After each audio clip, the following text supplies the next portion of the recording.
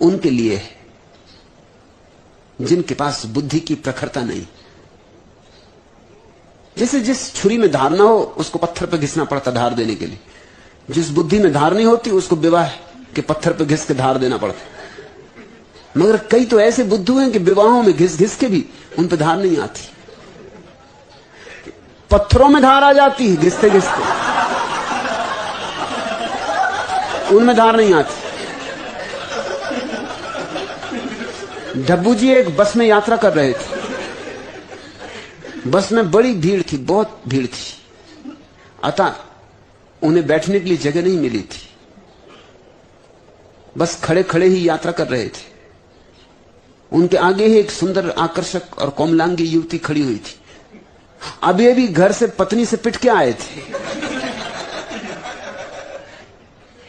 मगर लोग सीखते कहां।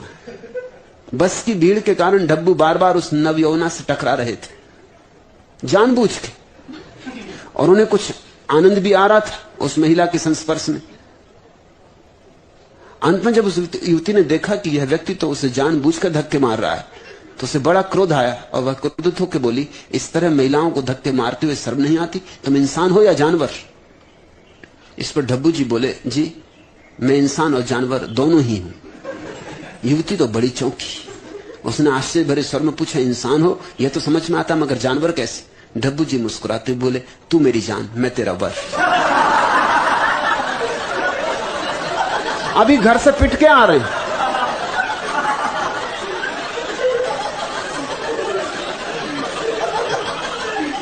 लेकिन कुछ लोगों में बुद्धि आती ही नहीं।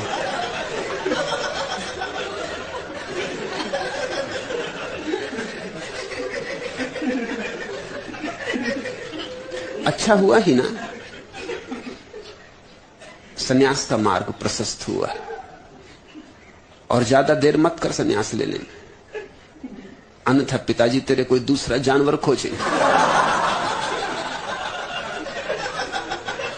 एक जानवर भाग गया, पिताजी इतने से तेरे हताश नहीं हो जाएंगे, वो कोई दूसरा खोजेंगे। तू तो समझ की झंझट मिटी, हो गया विवाह और हो गई बात खत्म।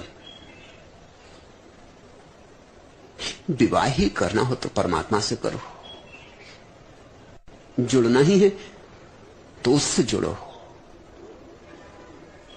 फेरे ही लेने हैं तो उसके साथ, गांठ ही बांधनी है तो उससे।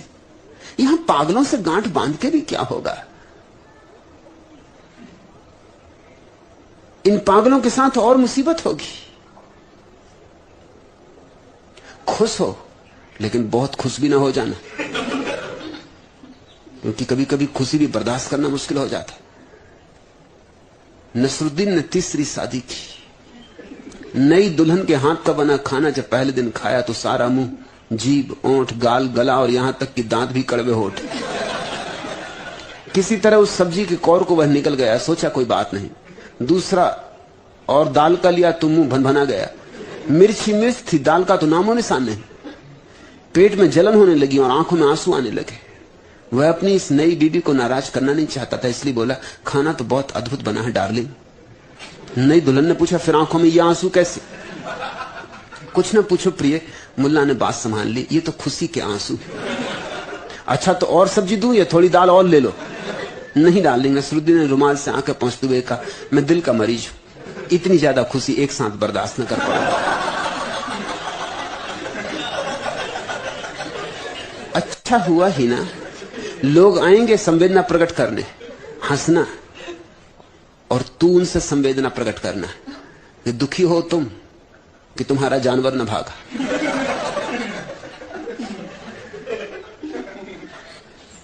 मेरा भाग गया, इसमें दुख का क्या कारण? जरूर लोग आ रहे होंगे।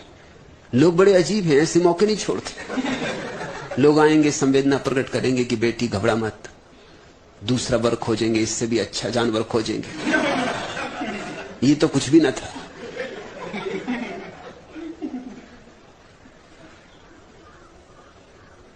वो सोचेंगे कि बहुत बड़ी दुर्घटना घट गई तेरे ऊपर। तू हंसना और उनसे कहना कि कोई चिंता ना करें,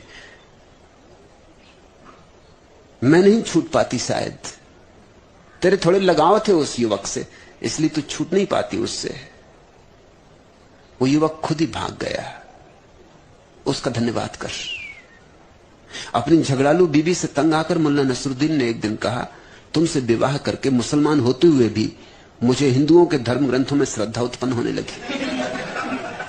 श्री रामचरितमानस में बाबा तुलसीदास ने सच ही कहा है, ढोर गंवार शूद्र पशु नारी ये सब ताड़न के अधिकारी। रामायण की इस चौपाई में मेरी भी पूरी श्रद्धा है, गुलजान बोली, क्योंकि 5 चीजों में से मैं तो सिर्फ नारी ही हूं, बाकी 4 तो आप।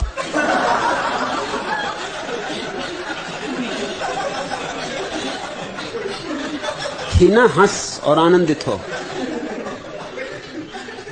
जान बची और लाखों पाए, लौट के बुद्धू घर को आए। वो ताजमहल और ताजमहल होटल की रंगीनियां और बाराती और मेहमान और फुलझड़ियां और फटाके, उन सब में तू भटक जाती। इतना हमें विवाह के लिए आयोजन क्यों करना पड़ता है, इतना शोर शराबा क्यों मचाना पड़ता है? वो जो विवाह की बेहूदगी है उसको छिपाने के लिए, वो जो विवाह ला रहा है कष्टों का एक लंबा सिलसिला, उसको भुलाने के लिए।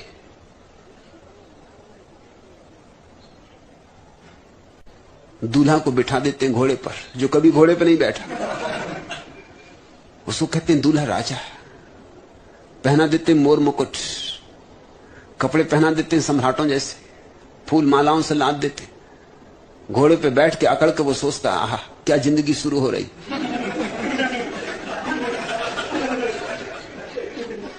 अरे घोड़े से पूछ कि ऐसे कितने बुद्धुओं को पहले भी पार करा चुका है। इसलिए तुमने देखा कि भारतीय फिल्में, शहनाई बजी, घोड़ा चला, बारात निकली, बैंड बाजे बजे, पंडित पुरोहित ने मालाएं पहनाई और एकदम से दी एंड हो जाता। क्यों एकदम शहनाई बजती है और फिर दी एंड, अंत आ जाता? उसका कारण है कि उसके बाद की कथा कहने योग्य नहीं है। उसके बाद जो होता है उससे भगवान ही बचाए। जया, तू तो चिंतित नहीं है मुझे पता है, लेकिन तेरी चिंता बेटी के लिए स्वाभाविक है। तू तो जीवन के अनुभव से सीखी है, परिपक्व हुई है। तुझे तो एक प्रौढ़ता मिली, वही प्रौढ़ता तो तुझे मेरे पास ले आई है। उसी प्रौढ़ता ने तुझे सन्यास के जगत में प्रवेश दिलवाया। और दूसरों का सन्यास इतना कठिन नहीं है जितना जया का है, क्योंकि जया के पति सन्यास के दुश्मन है। इसका मतलब है कि कभी न कभी सन्यासी होंगे। दुश्मन है इसका मतलब मुझसे नाता जुड़ गया है, सोचते हैं मेरी, विचार करते हैं मेरी, गालियां देते मुझे। चलो गाली के बहाने, लेकिन मेरा नाम तो लेते हैं। उस नाम में खतरा है। ऐसे सोचते रहे तो नाम घर कर जाएगा। होंगे सन्यासी एक दिन, मगर जया को जितना कष्ट दिया जा सकता है, एक बार तो घर से ही निकाल दिया। तो कोई महीने 15 दिन जया आके आश्रम में रही, बिना कुछ लिए दिए घर से बाहर फेंक दिया कि अगर सन्यासी रहना तो इस घर में नहीं रह सकती। तो जया जानती है कष्ट, लेकिन जया उसके लिए भी राजी थी। तो तुम सोच सकती है हिना कि पति को छोड़ने को राजी थी तेरी मां, बच्चों को छोड़ने को राजी थी तेरी मां, जिनसे उसका बहुत प्रेम है, तुझे छोड़ने को राजी थी और तेरे लिए उसका बहुत लगाव है, लेकिन सन्यास छोड़ने को राजी नहीं थी। तो जो जिंदगी ने नहीं दिया है वो सन्यास ने दिया होगा। अच्छा हुआ तू सन्यासी बन,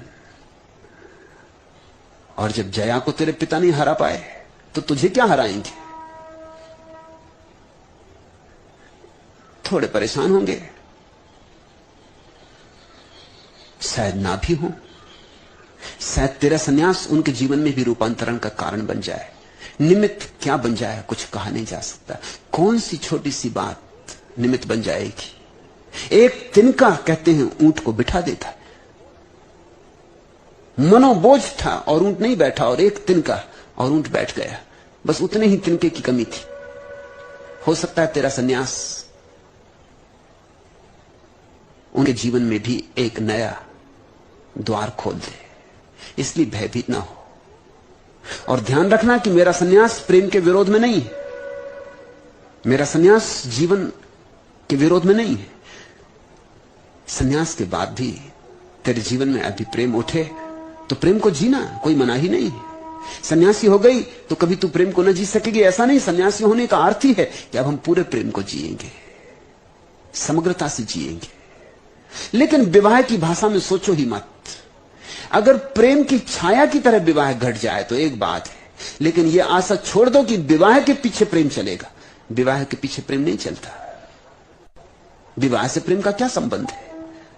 प्रेम के पीछे विवाह चल सकता है, लेकिन इससे उल्टा नहीं होता। और हम इससे उल्टा ही करने में लगे। हम पहले विवाह करते हैं, हम सोचते हैं कि विवाह होगा फिर प्रेम होगा। बस हमने गाड़ी के पीछे बैल जोत दिए।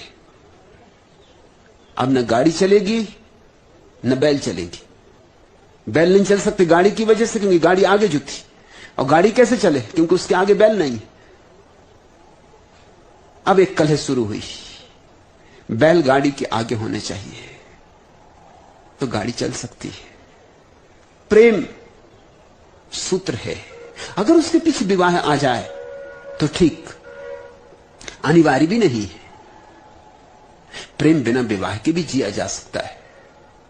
सच तो यह है, विवाह कुछ ना कुछ प्रेम में अड़चने डाल देता है, क्योंकि विवाह के साथ आती हैं अपेक्षाएं, विवाह के साथ आता है आग्रह, विवाह के साथ आता है एक दूसरे पर दावेदारी का रुख, विवाह के साथ आती है राजनीति कि कौन मालिक, कौन प्रमुख। पुरुष समझता है कि वो खास है, स्त्री में क्या रखा है, स्त्री तो नरक का द्वार है। और पुरुष समझता है वो बलशाली है, इसलिए स्त्री को दबाने की हर चेष्टा करता है, मालकियत जमाने की पूरी कोशिश करता है। उसी मालकियत जमाने में प्रेम मर जाता है। प्रेम तो फूल जैसी नाजुक चीज है, इस पे जोर से मुट्ठी बांधोगे मर जाएगा। और स्त्री भी पीछे नहीं है कुछ पुरुष से, वो उसकी अलग तरकीब है।